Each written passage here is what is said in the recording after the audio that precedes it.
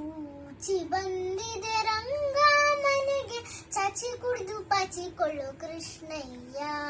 ಬೂಚಿ ಬಂದಿದೆ ರಂಗ ಮನೆಗೆ, ಚಾಚಿ ಕುಡಿದು ಪಾಚಿಕೊಳ್ಳೋ ಕೃಷ್ಣಯ್ಯ. ನಾಲ್ಕು ಮುಖದ ಬೂಚಿಯೊಂದು ಗೋಕುಲಕ್ಕೆ ಓಡಿ ಬಂದು, ನಾಲ್ಕು ಮುಖದ ಬೂಚಿಯೊಂದು ಗೋಕುಲಕ್ಕೆ